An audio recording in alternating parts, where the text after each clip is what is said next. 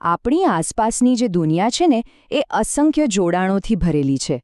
આજે આપણે એ જ સમજવાના છીએ કે કેવી રીતે સૂર્ય, એક પક્ષી અને એક નાનો છોડ આ બધા એકબીજા સાથે એક અદૃશ્ય દોરથી બંધાયેલા છે અને આ બધું એક વિશાળ અને જટિલ તંત્રનો જ ભાગ છે. ચાલો એક સવાલથી શરૂઆત કરીએ. વિચારો, એક પક્ષી, એક હરણ અને પેલો દૂરનો સૂર્ય, આ ત્રણેય વચ્ચે શું સંબંધ હોઈ શકે? પહેલી નજરે તો લાગે કે એમની વચ્ચે કોઈ સંબંધ જ નથી, બરાબર ને? પણ આ જ સવાલ આપણને પ્રકૃતિના કેટલાક ઊંડા રહસ્યો સુધી લઈ જશે. અને જવાબ છે નિવસન તંત્ર. હા, આ ત્રણેય એક જ તંત્રનો ભાગ છે. અહીં જુઓ, એક તરફ વૃક્ષો અને પ્રાણીઓ જેવા સજીવ ઘટકો છે અને બીજી તરફ સૂર્ય અને પાણી જેવા નિર્જીવ ઘટકો. આ બંને વચ્ચે સતત ઊર્જા અને પદાર્થોની આપ-લે ચાલતી જ રહે છે. તો ચાલો હવે આ નિવસન તંત્રને થોડું વધુ ઊંડાણપૂર્વક સમજીએ. આખરે એ જીવનનો પાયો કેવી રીતે બને છે?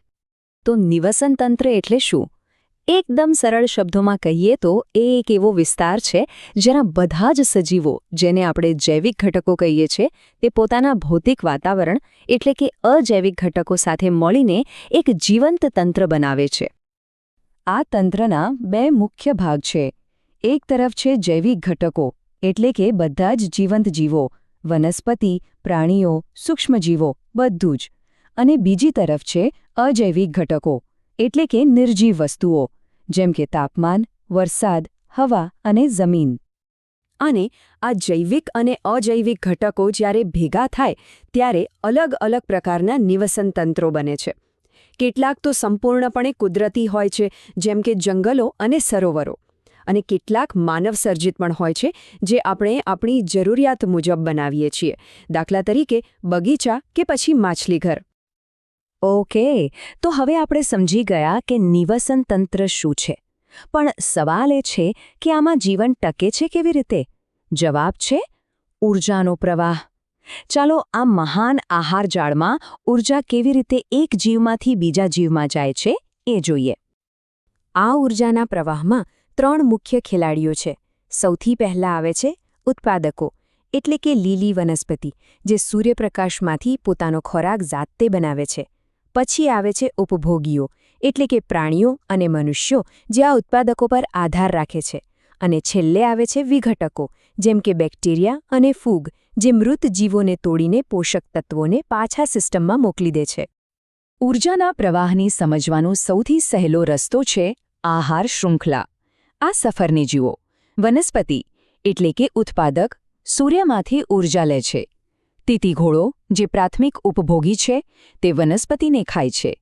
પછી દેડકો એને ખાઈ જાય છે અને છેલ્લે બાજ દેડકાનો શિકાર કરે છે. આ દરેક પગથિયાને પોષક સ્તર કહેવાય છે. પણ શું ખરેખર પ્રકૃતિ આટલી સીધી સાદી લાઇનમાં ચાલે છે? ના, બિલકુલ નહીં. હકીકત તો આનાથી ઘણી વધારે જટિલ અને એમ કહીએ તો ગૂંચવણભરી છે. અને એ જ જટિલતા અહીં દેખાય છે આહાર જાળમાં. આ કોઈ સીધી રેખા નથી, પણ ઘણી બધી આહાર શૃંખલાઓનું એક ગૂંચવણભર્યું નેટવર્ક છે. જેમ કે બાજ માત્ર સાપ પર જ નહીં, પણ ઉંદર અને સસલા પર પણ નિર્ભર હોય છે. પ્રકૃતિમાં બધું જ એકબીજા સાથે જોડાયેલું છે.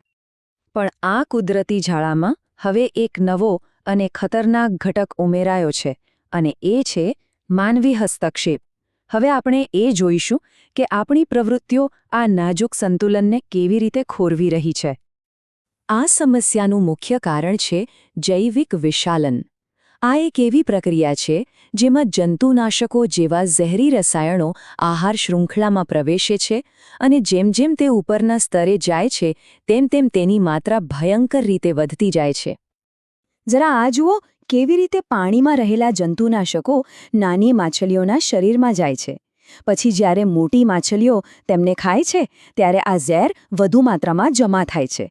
અને જ્યારે મનુષ્યો કે પક્ષીઓ આ માછલીઓને ખાય છે ત્યારે તેમના શરીરમાં ઝેરની સાંદ્રતા સૌથી વધારે હોય છે. મતલબ કે આહાર શૃંખલામાં આપણે જેટલા ઉપર હોઈએ તેટલો જ ખતરો વધારે. આપણે જોયું કે સ્થાનિક નિવસન તંત્રોમાં આપણો હસ્તક્ષેપ કેટલો ખતરનાક હોઈ શકે છે.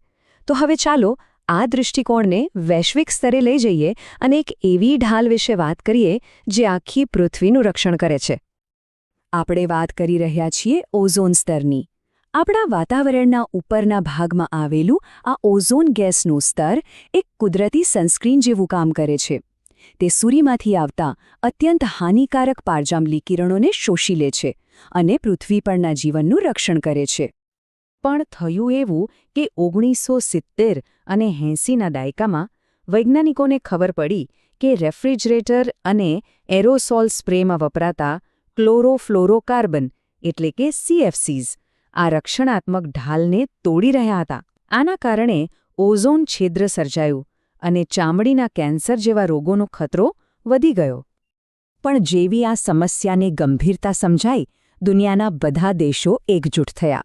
1987માં યુનાઇટેડ નેશન્સ એન્વાયરમેન્ટ પ્રોગ્રામ હેઠળ CFCsના ઉત્પાદન પર પ્રતિબંધ મૂકવા માટે એક ઐતિહાસિક વૈશ્વિક કરાર થયો. આ ખરેખર માનવ સહયોગનું એક ઉત્તમ ઉદાહરણ છે. ઓઝોન સ્તરની આ વૈશ્વિક સફળતા આપણને શીખવે છે કે સામૂહિક પ્રયાસોથી મોટો ફેરફાર લાવી શકાય છે. તો ચાલો હવે આ જ વિચારને આપણા અંગત જીવનમાં ઉતારીએ અને જોઈએ કે કચરાના વ્યવસ્થાપનમાં આપણી નાની નાની પસંદગીઓ કેવી રીતે મોટો પ્રભાવ પાડી શકે છે. જુઓ, આપણે જે કચરો પેદા કરીએ છીએ ને એને આપણે બે મુખ્ય ભાગમાં વહેંચી શકીએ. એક છે જૈવ વિઘટનીય, એટલે કે એવો કચરો જે કુદરતી રીતે સડી જાય, જેમ કે ફળોની છાલ કે કાગળ, એ જમીનમાં ભળી જાય. પણ બીજો પ્રકાર છે જૈવ અવિઘટનીય. પ્લાસ્ટિક, કાચ, આ બધું હજારો વર્ષો સુધી પર્યાવરણમાં એમને એમ પડ્યું રહે છે અને સતત નુકસાન કરતું રહે છે. તો આપણે આ કચરાનું શું કરી શકીએ? તેના વ્યવસ્થાપન માટે ઘણી રીતો છે. લેન્ડફિલ, ભસ્મીકરણ, કમ્પોસ્ટિંગ અને સૌથી અગત્યનું રિસાયકલિંગ અને પુનઃઉપયોગ. આ દરેક પદ્ધતિ આપણા નિવસન તંત્રો પરના બોજને ઘટાડવામાં મદદ કરે છે.